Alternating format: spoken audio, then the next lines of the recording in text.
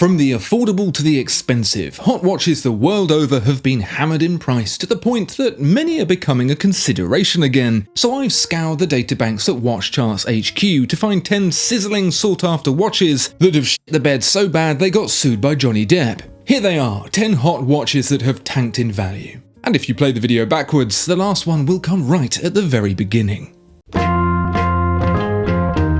It may be the store brand Daytona, but that doesn't stop the mighty black Bay Chrono from Tudor being a cash-conscious chronograph collector favourite. First introduced in 2017 to much indifference, Tudor went back to the drawing board in 2021 to completely revamp the design, by which I mean make the bezel black and the subdials white, and also release a white dial version. Naturally, with the difference being so small it can only be found with a scanning electron microscope, collectors went absolutely wild for it. Yes, it's the Paul Blart to Rolex's Paul Newman, but with a launch RRP of less than £4,000, it was too big of a bargain to miss out on. And people did not want to miss out. They didn't want to miss out on it so much, they were paying up to £7,000 for one, almost double the retail price. Shops were sold out, demand was high, and so the Daytona Light, just like its full fat cousin, had become a hype watch hotter than a camel's armpit. Today it's a different story. The RRP has increased to just under £5,000, and the market value has, as the theme of this roundup makes abundantly clear, plummeted. There hasn't been a swap this extreme since John Landis asked Eddie Murphy and Dan Aykroyd to be in the same room together. So if you've got a hankering for a cut-price chronograph from Rolex's relation from the other side of the tracks, now's looking like a pretty good time to get one. At just under £3,000, it's possible to get a lightly loved black Bay Chrono for less than a new 58, making it even more of a value-packed addition to any budget-conscious collection. Reduced prices haven't managed to reduce the 41mm case size, however, so it still remains a watch with more presence than Santa's FedEx account. I'm sure in a few years, Tudor will update the Chrono with a smaller, slimmer case and the newer crown. And when I say I'm sure, what I mean is, please Tudor, please, think of the children.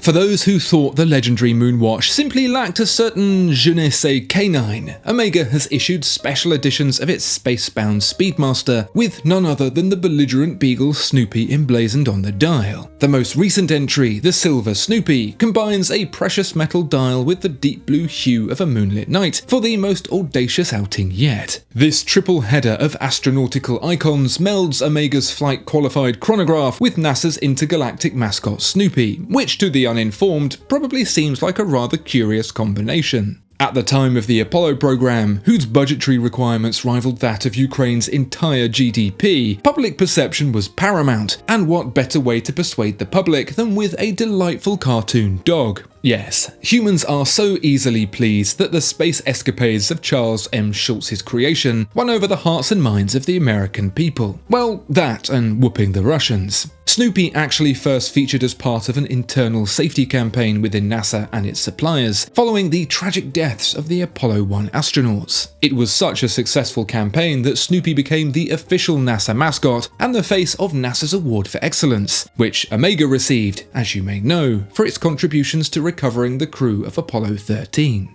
That was over 50 years ago, but with Omega suffering a generous helping of proud dad syndrome, it can't help but mention it at least once every other breath. It's just as well that Snoopy seems to be as popular as ever, because the silver Snoopy Moonwatch, complete with its animatronic caseback, saw collectors chasing ever higher prices to get one. At its peak, the prolific pup was changing hands for £25,000, 2.5 times the RRP and more than enough to get a Daytona with even today. Prices have since come back down to earth, or at least within touching distance, dropping all the way to £13,000. That's still one giant leap for man's best friend, but it's still a small step compared to where it used to be.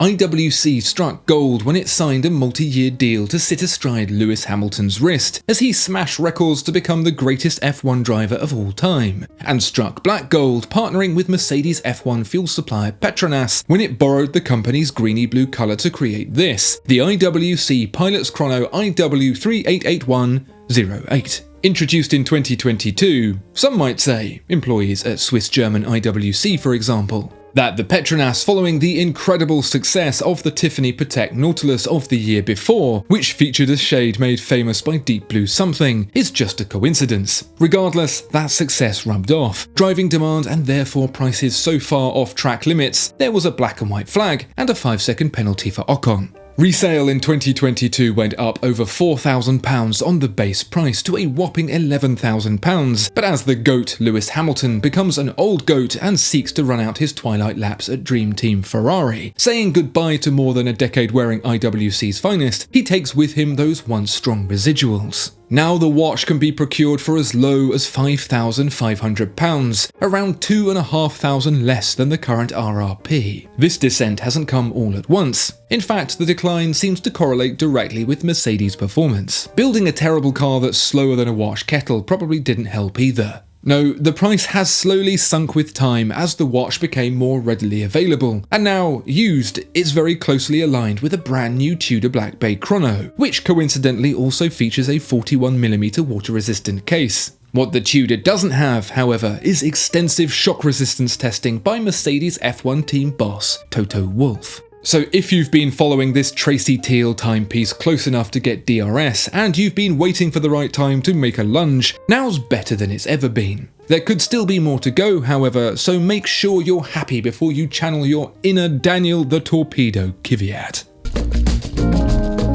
The 70s was a time of great revolution. Women's rights, gay liberation, and also that thing where watch bracelets sort of became part of the case. In Switzerland, women didn't actually get the vote until 1971, because in 1970 the Swiss were too busy worrying about what they should do in response to Japan's dominance of the affordable watch market. The answer, it seemed, lay in the hands of one man and his ruler, a certain Mr. Gerald Genter, whose straight lines and aversion to circles lifted the Swiss watch industry from its doldrums. Hailed today as the father of modern watch design, he took the rulebook and used it to prop up his wobbly table, such that he could get his lines even more straight. It's believed that the Rolex King Midas of 1962 was when Genter originally lost his compass, taking to the straight edge instead to render a wristwatch so angular, Lara Croft sent a cease and desist. With the passing years came a softening of those hard lines, Genter's ruler wearing like an old step.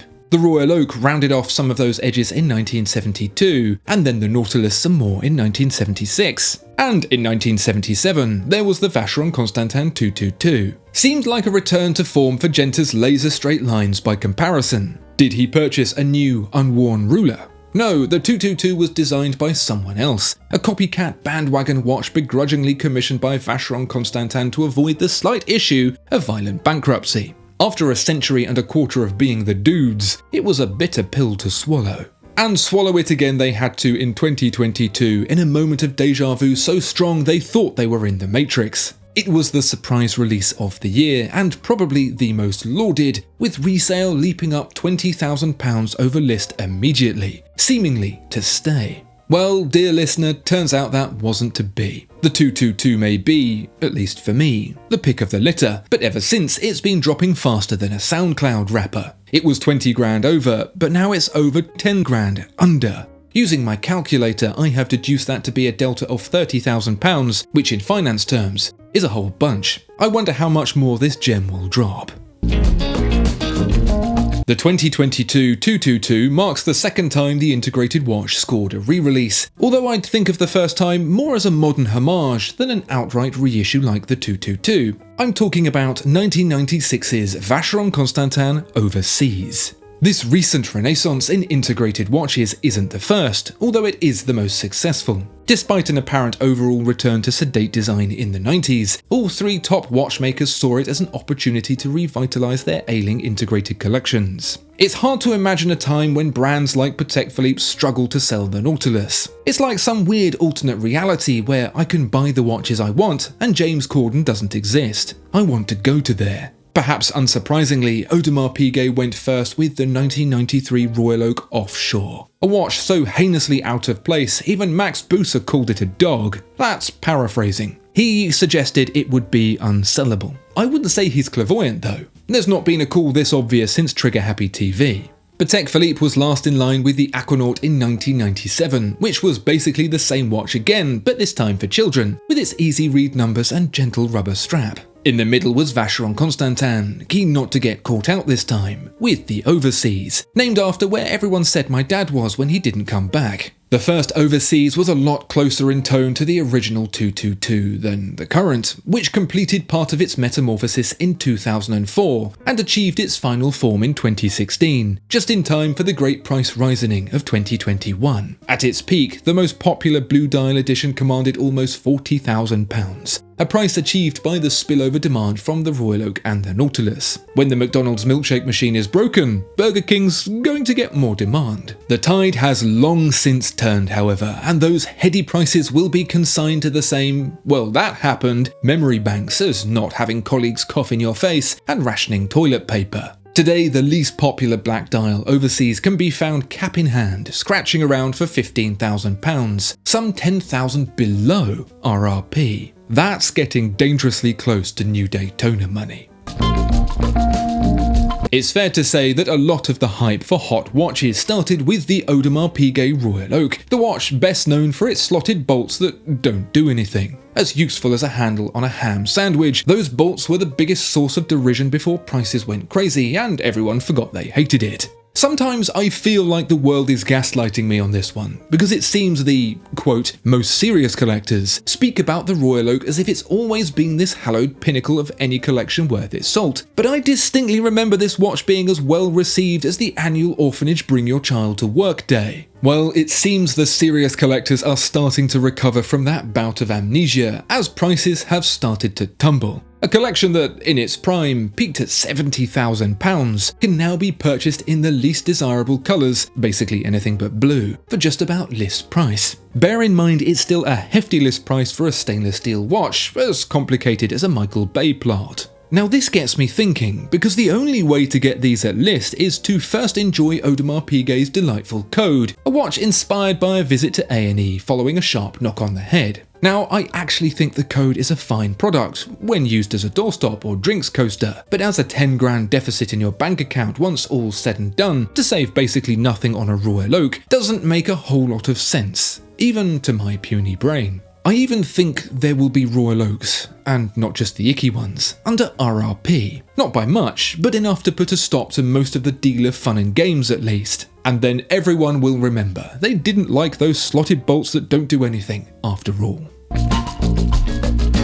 One of the most unexpected hot watch choices of recent years is the Patek Philippe 6007G Calatrava. This is what happens when a watch realises time is marching on, so it goes out and buys a leather jacket and a sports bike. In fairness to Patek Philippe, the 6007G is pretty much perfectly judged. The Calatrava isn't exactly the most exciting line of watches, and to find a way to spruce it up and make it a bit more sporty without busting out a massive log all over the brand's heritage is no easy balancing act. I say pretty much perfectly. There is still a slight whiff of uncool dad about it, like fist bumping the teacher or something. But it's what I imagine dating a supermodel with a weird laugh is like. You pretty much get over it. Otherwise, the colourful roulette dial and carbon weave strap are about as hip as when I used the word hip in any other context than a medical one. The best way to describe this watch is with the feeling you get watching Daniel Radcliffe attempting the alphabet aerobics. It is simultaneously awesome and lame at the same time, a quantum state of coolness that simply cannot be measured. Well, anyway, that watch used to cost over £50,000, but now it's going for half that, whichever colour you like. Of the three colours, it's the Petronas blue that has held its value best, and all dip comfortably below the RRP of some £33,000. That actually makes this a solid contender for what to do with your £20,000 to £30,000 now you've realised you didn't actually want a Royal Oak after all. And don't forget, this is, as most if not all new Patek Philippe seem to be, a precious metal watch. No poverty grade stainless steel here. So if you've just sat down after a Sunday morning scrubbing off your chicken strips with sandpaper before wobbling down to the local biker cafe to look at your bike through the window, perhaps the 6007G might make the perfect riding companion. It might even be something to distract the cops with when you get pulled over for that ridiculously loud exhaust. We couldn't talk hot watches that have hemorrhaged price without stepping through the wardrobe and into the chronicles of Nautilus. A watch once considered so unconventional it won first prize in a Steve Buscemi lookalike contest, it's since become the hottest property in the entire game. From the rare as Slug's Feet 5811 to the basically mythical Tiffany Blue, the Nautilus has become emblematic not just with collectors, but out into the wider world, as the watch to get when your bank tells you there's no more room for any more money. If you see someone with a Nautilus, one of two things is true. They're either weird and bought one cheap when no one actually liked them, or they've got more cash than Folsom Prison. A real heavy-hitting collector favourite is the 5741G, the first time Patek Philippe's most sporting watch met its best-known complication, the Perpetual calendar. Utilising a clever programmable mechanism, the 5740 is capable of keeping track of all those fiddly months that get less than 31 days, including February and even on a leap year. The only downside to all this cleverness is that it pushes the list price up to a whopping £130,000, although when your bank balance looks more like nuclear launch codes, that matters very little indeed, especially when the resale is double. Yes, at its highest point, the 5740 fetched a stomach-turning £260,000. Today, take £100,000 off that. It's still 30 to 40,000 over list, but for those who bought one mid-May of 2022, that's a bigger hit than Candle in the Wind, and 10 times as tragic. I don't know how I'd feel if I lost £100,000 on a watch. Given the amount of bad debt I'd have to be in, it would probably make my thumbs and kneecaps sting a bit. So if you were thinking about buying a house but you actually decided you wanted a watch instead, and £260,000 was too much, now's your chance. I don't think worse financial advice has been offered since we were told a degree would pay for itself.